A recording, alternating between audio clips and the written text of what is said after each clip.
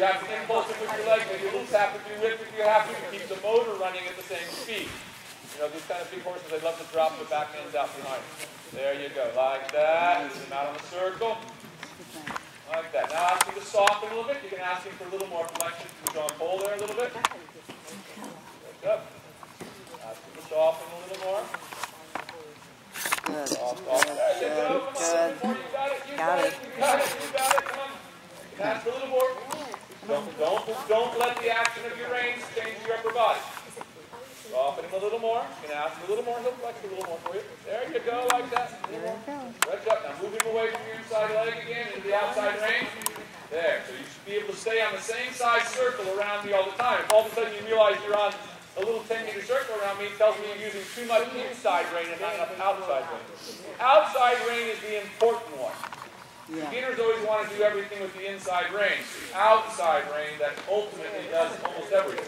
There you go. You got it. Cheri. Lighter, yeah. Now let it stretch all the way down in the trot. I want her to see it though. Stretch down. Keep riding. Change your upper body. Let it stretch down.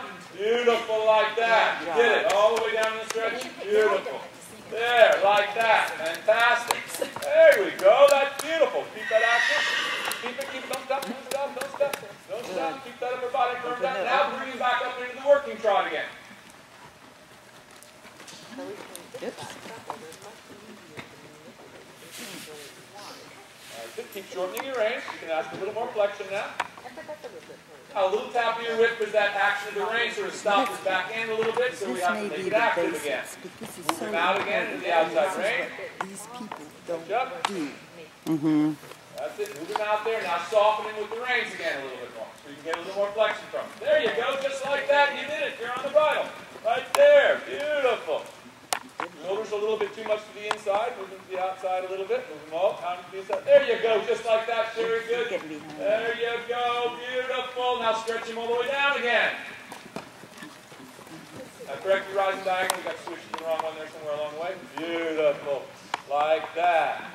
Excellent. Now bring him back up into your working trot again. Don't stop. Move those shoulders back. Keep everything firmed up. There.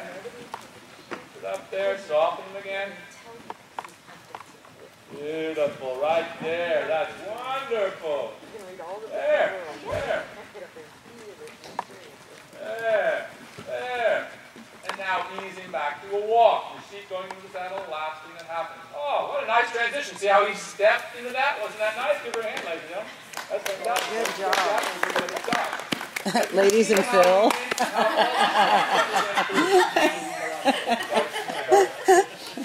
So for you, for now, when you practice that, we're going to go the other way and do the same thing this way. Go ahead and walk in the stretch.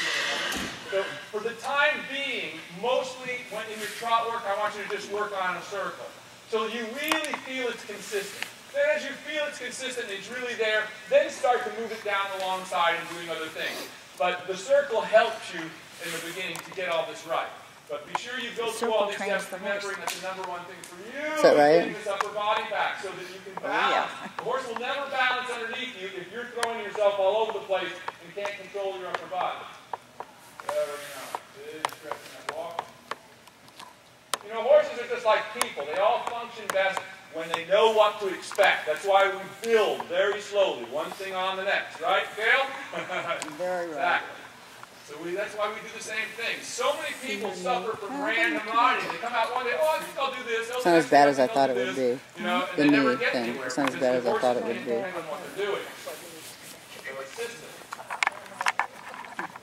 So for instance, if you wanted to work on this horse doing trail work, you do this stuff first, and then you take them out for a little 5-minute trail run. The next time you do it 10 minutes. So that you maintain the same thing. The horse, you go through this series of exercises, bringing you to the same place each day. Same thing if you want to add Cheri and Baker's case.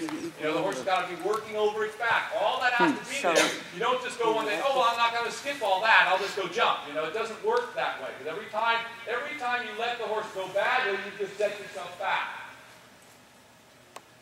There. Now soften in the walking. Very sharp. Firm up that upper body. First thing, before you do anything, you tell your... There you go. Look at you sitting up and back this time. And going to the trot rise. That was beautiful. Okay, so you're different? Yeah. She leans forward and the horse is left right. That makes a difference. Go. And now just soften him on the throttle. Once again, be sure he's moving into the outside rein. That's what has to happen first. And once again, if his head comes up, there it goes. Softening there. You're almost there. Softening, moving into the outside rein a little more. Now he's a little underactive behind. He's kind of like just kind of gimping along there. So give him a little tap with the whip and make him work that act back end a little harder. So remember, to get north of the throttle, you have to close him from the back to the front. There you go, right there. She had it for two. It's coming again. There we go. Beautiful, just like that. And as I said, the last time I saw this horse, it could do nothing but flop around the arena. So out of whack, its back is so hollow. So she's done however many months it's been, 4 or 5 months since I saw them. Done the horse stretching long and low, got that. Now she has a horse that can go beautiful. Very nice. So understand the horses develop in the stretch. We develop into the stretch, and then we come up and see what they're capable of doing. Go back to the stretch and develop them some more. You have to be working over the top line all the time. Let it stretch all the way down. He's asking for it. We're going to have it there. There. Soften him just a little bit. Move him out. Now put him on the bridle one more time. That's it. Softer. Keep it softer there. There, beautiful right there. Cheri, you got it perfect. Now walk. Behind. Huh? Oh, what a beautiful downward transition. Woo! That was fantastic. And now, of course, the cardinal rule of dressage. When you're done. But if email me so I have your information, and I can get a saddle up to you in just a few days. If I have an inventory, if I don't, then I'll have. We have a whole bunch of saddles on the West Coast, and we're just in the warm move very around. So I'll snag one and override that. That would be okay. Right. So we'll go with a double flap. I'd like to go with a double flap with the wedge but with Infinity too. I kind of have a feeling it's a slightly deeper C. I like that. Yeah, I think you'll like it. Okay. Write all this down. Okay. Remember. Yes. Thank you very much. You're welcome. It was nice to meet you. Nice to meet you too. Yes. Let's and I see, think you'll did have I a leave much better anything time here? with your horse. I know I will. Yeah. I know. He's Yeah, much he was happier. such a happier camper. But Will and I both agree there's still something residual there. Yep. It's just in the way he moves. There's just something. So. Well, some time off from. Just lunge him. I'm just going to lunge him without a saddle and let him heal. Yeah. The chiropractor's coming Monday. So. Oh, excellent. Perfect timing. Yeah. Have him adjusted. Give him some time. Yep. He's too nice. Anita swears by chiropractors. I mean, she's taken some horses that are just so messed up. Yeah. And fixed. Okay.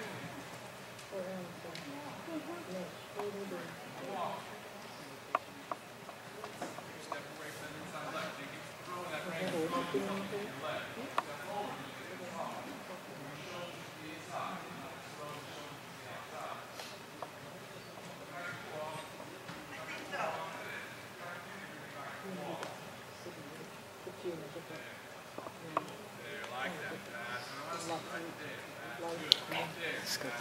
go by. Thank you.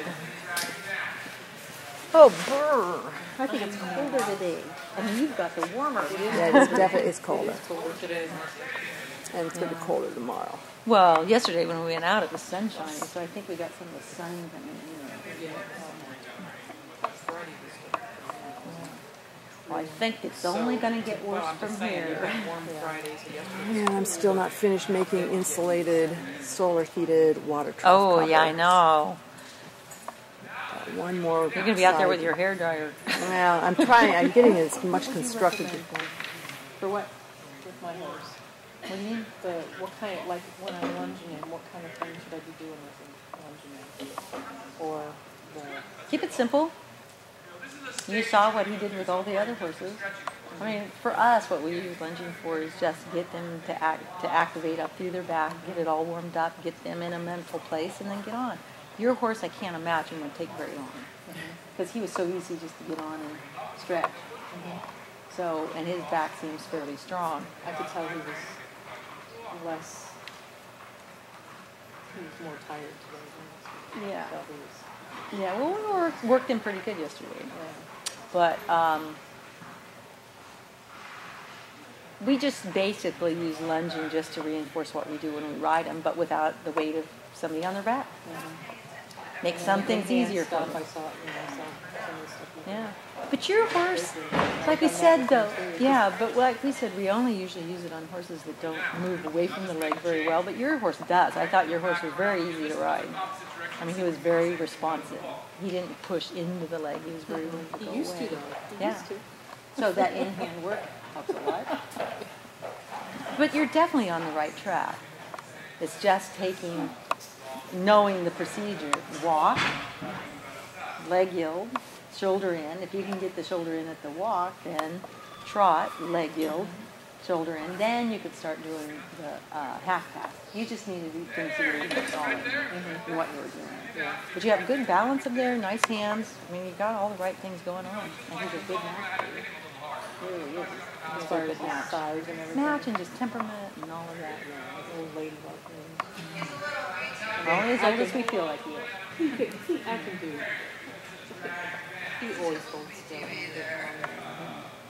But did you notice that, especially going to the right, he has a little more problem. He stiffens, especially when you're trying to do the shoulder in and stuff. So, but do you see after you did it a couple times, he started to soften? That's what you want. Yeah. I mean, that just, and once you get it, go on to something else. Don't keep doing it. But 1, 2, 3 times it took to get it, that's enough for him to realize that, oh, well, we quit doing it when I do it right. So don't beat, repeat. But then as soon as they do it right, move on to something else. No, just take what you've gotten and just work on perfecting it, and the fact that when he does not work, he doesn't truncate back and quit moving. Because it's got to feel just as flowing as it does going straight. It's got to just flow.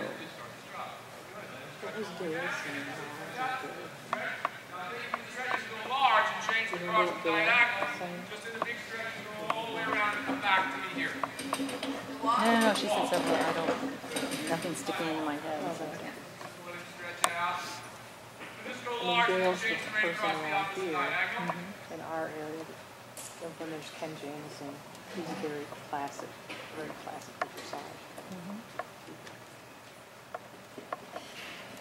What a great idea, Karen, to put the flash on here. I mean, otherwise I'd be like this. I know. He's a big boy. I know, this gives me room to work. Yeah.